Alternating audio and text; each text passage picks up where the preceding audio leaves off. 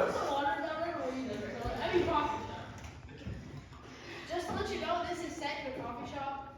I got that from Ready, set, action. So, Alex, my man, I know you're really into the Bible, but don't you ever wonder if it's all just a story? I mean, it's so old, and it was written by so many different people over so many centuries. Sure, it's old, but that's one of the reasons I find it so amazing. The fact that so many people from different times and places contributed to it, and yet it has such a consistent message. That's kind of a miracle in itself, don't you think? Consistent message? Oh, no. Different parts of it, in some sections, really seem to contradict each other. I mean, take the two creation stories in Genesis. One says that humans were created last, and the other has humans created first. Isn't that kind of a big issue? I get that. It confused me at first too. But a lot of scholars think that those different accounts offer complementary perspectives rather than literal step-by-step instructions. They might be more about meaning than about an exact timeline.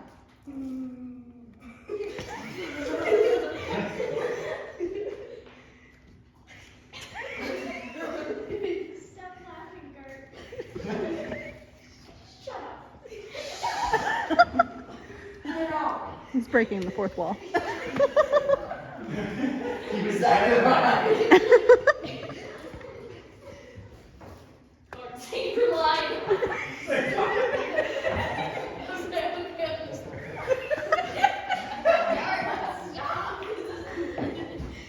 Maybe, but even if it's a metaphor, how do you know any of it actually happened? There's so little evidence for things like the Exodus or the stories about miracles. If history doesn't support it, doesn't that weaken its reliability? Not necessarily. Some things are hard to prove historically, but that doesn't mean they didn't happen. The Bible isn't just a history book. It's a combination of history, poetry, law, prophecy. It's written to convey spiritual truths, not just facts. But how can you base your life on something that might not be factual? Doesn't the truth need some kind of evidence? I see truth as bigger than just physical evidence. I believe in God, and to me, God speaks through the Bible. It's given me peace, direction, and a purpose that goes beyond physical proof.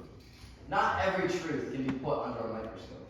I get that, but for me, I need more concrete. I'd rather trust what I can see and measure. What if all of this, the peace, the purpose, is just something you want to see it? Fair point. But let me ask you this. Is the Bible any less valuable if it brings comfort and helps people make sense of life? Even if we don't agree on the history, it's a source of hope and wisdom for millions of people. Isn't there some truth in that? I mean, I can't deny that people find meaning in it, but I guess I'd rather find that meaning in science or philosophy.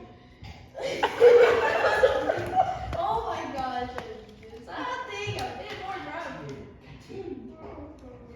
I'm a mysterious person who happens to be overhearing your conversation.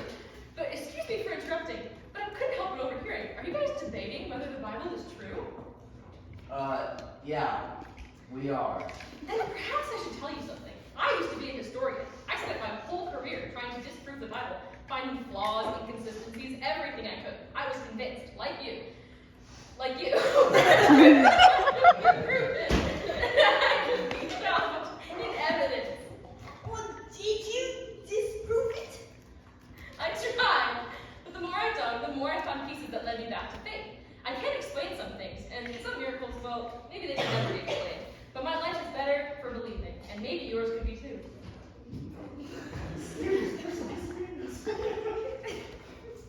Was that for real? Maybe that's your sign to believe the Bible.